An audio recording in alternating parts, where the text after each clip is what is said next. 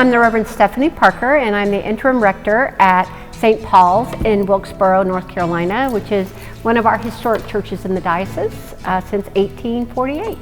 This is Rocco. He is the pastoral associate here at St. Paul's Episcopal Church.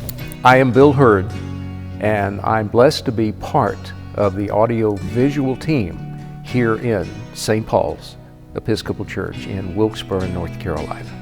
Before COVID, we had an average ASA of around 150 people combined between two services. When I've spoken with people in the community, kind of across all walks of life in the community, they have told me that what they know about St. Paul's is how much we care and how much we help. Our first steps in involving technology were to get, number one, a good internet connection, a good big pipeline through which we could send information to the web. And by the way, if you're negotiating with your telephone company, don't talk about download speed, talk about upload speed. This is the parameter by which you figure out how much information you can send to the internet, and the more you can send and the faster you can send it, the better quality your video will be. Next step, have a computer that has a fast processor and lots of RAM. Now, by the way, that computer would need to have 3 or 4 USB cable connectors. Cameras love good light. Give them a lot of light to work with. And even our least expensive camera, a Sony Handycam that we got locally for like 150 bucks. That looks good when you have good light. Our Sony Handycam was the first camera we had. A lot of folks will see it and recognize it, but oh, I used to have one of those. This camera is the secondary. It is a wide static shot that we can go to if everything else is going bad. Just go to that camera and it can give you a generic picture of most of what's going on in the service. Today, we have got what is called a PTZ camera, standing for Pan, Tilt, Zoom, and it's remote control. Okay, the camera is on the back wall of the church, out of the way.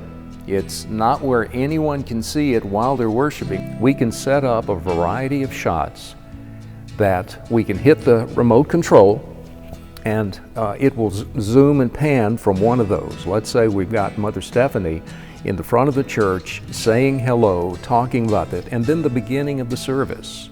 Then she steps back and we go to the lector for the Old Testament, the Psalm, the New Testament reading. Several years ago, the church came to me and said, Bill, we want to create a sound system for the future. Not just for what we're doing right now, but what we envision that we can do in the future. Here is the Yamaha TF1 board. It's got a lot of bells and whistles, many more than most folks might need in their church, but we were going for the future. So there are 16 inputs right here. You don't need this much board. You really don't. We decided to go for this to look to the future. If you've got a nice little board that has about 6 inputs and it has a little ability to adjust the variables in the sound, you've got plenty. And just have a board that then will be able to output to a USB input on your computer, and now you've got a good start. You have a microphone that hooks behind the head with this coming out, and as Mother Stephanie turns her head, the microphone remains in the same position. With our vMix software, which you're seeing right here, the shot to the right is what's going out over the internet.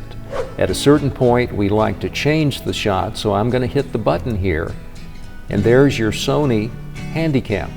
Whoever works with your website probably knows exactly how to create one of these graphics. We probably have gone up on the internet 10 or 15 minutes ahead of time. And then that shot is what's there until the countdown, 5, 4, 3, 2, 1, and then we switch.